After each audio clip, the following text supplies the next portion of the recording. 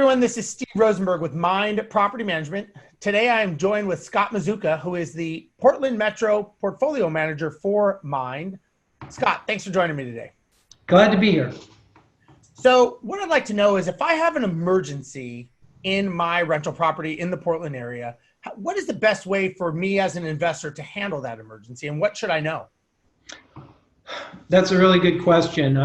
One of the biggest fears of investors is, what am I going to do when I get the 2 o'clock in the morning phone call? Yeah, exactly. So the first thing that we do is you have to set up policies and procedures, and you also have to educate the tenants. The first thing you have to do is educate them on what an emergency is. Sure. Fire's an emergency. A really big water leak is an emergency. But after you educate them, you're going to realize that 99% of everything that they think is an emergency is really not an emergency. Not an emergency, yeah. To them, it may be an emergency, but from a legal perspective and from an operational and an emergency definition perspective, it is not. But I completely agree with that. So that's a good point, is to have that conversation and education. And of course, we do that in our move-in orientation. The other thing is following through with that education is actually teaching the residents, when you're moving them in, showing them where the water shutoff valves are.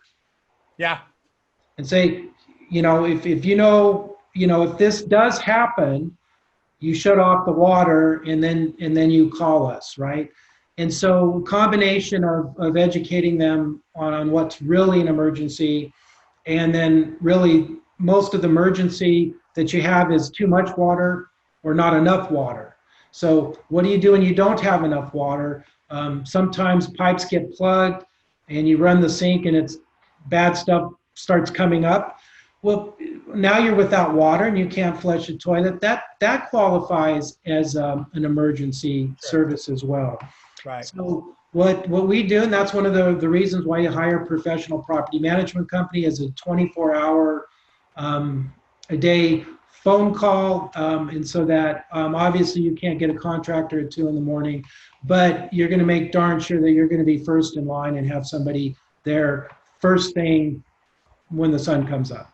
And more importantly, I think that you're not wondering, am I putting this person in an unsafe, uninhabitable situation because I don't know what is considered unsafe and uninhabitable, and could this down the road come back to me in a form of a violation or something? And that's, to me, educating yourself on whether or not it's an emergency, educating the resident on whether or not it's an emergency is very, I like what you said, because it's so important to understand the definitions, and then being able to at least stop the emergency. If the house is flooding, make sure the resident knows where the shutoff valves are to stop the emergency.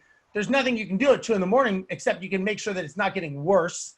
Yes. And then from there, then in the morning, like you said, whether they have a contractor themselves or they're using a professional company like mine, but then that's when the fix starts happening. And that's when, volume of business and other things start happening. So that's very good, solid information.